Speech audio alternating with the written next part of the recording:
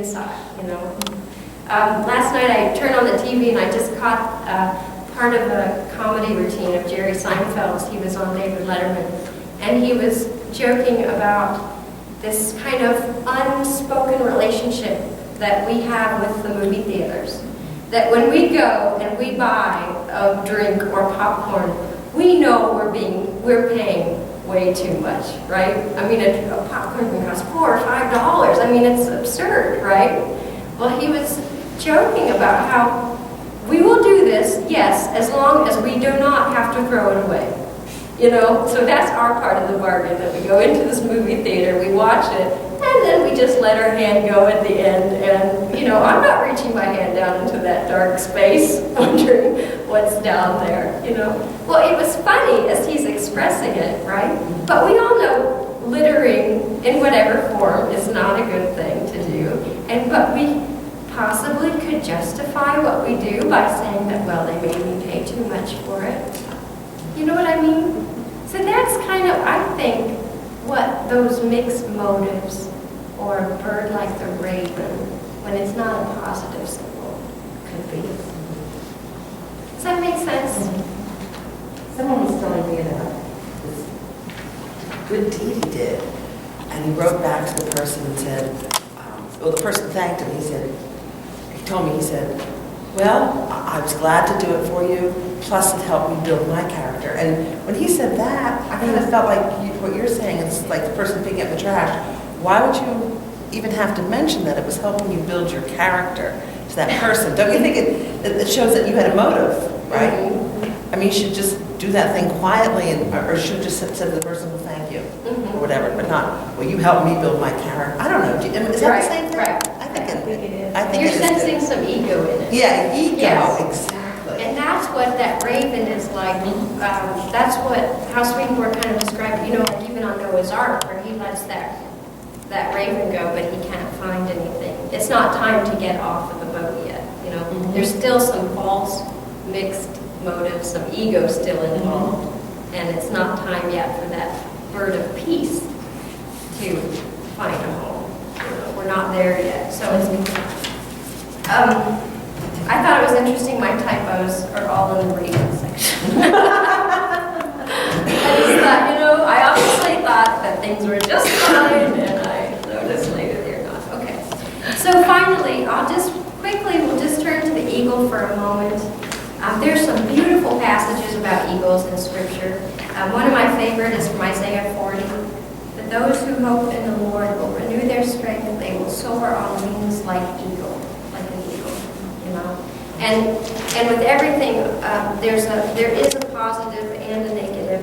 That eagle can carry us high in the sky. We can have this lovely vision, clear vision of where we are or where we could go. At the same time, there's always a possible of a negative correspondence, and it's a long way to the earth. And if there's this verse here in Leviticus, which is very strange, but it comes from Leviticus 11. It's at the very bottom. These are the birds you are to detest and not eat because they are detestable. The eagle, the vulture, the black vulture, the red kite, any kind of raven. It goes on, you know. But it's interesting, just this study, that there's always a positive and a negative, and that, you know, our thoughts can take us high, but if we never choose to act on them, where does that leave us? You sure see the opposites, don't you? I mean, you have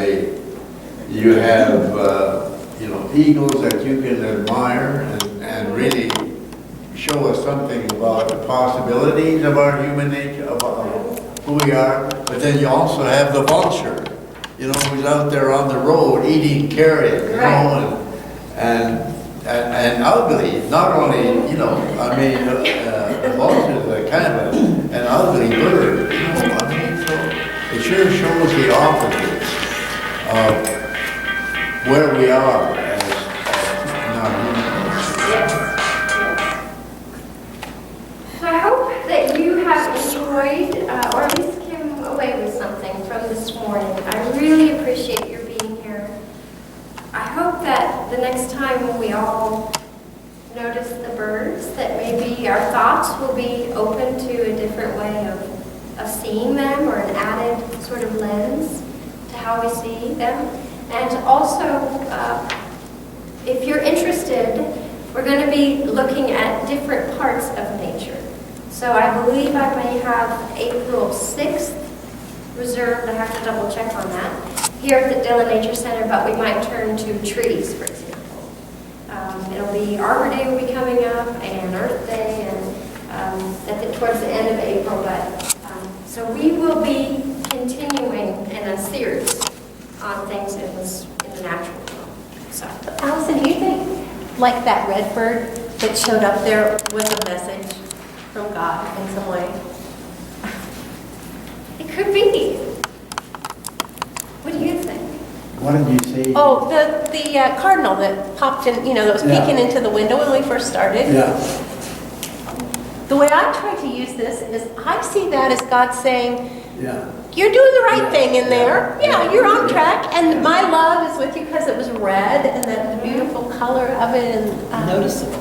And noticeable. And Yeah. the way he was disappearing. Just right? peeking Just- there, Well, He wasn't going after his reflection. So Or if I we- didn't see him. If Yeah. we use that on a larger plane and, maybe we're thinking, well, should I do this or should I not do this?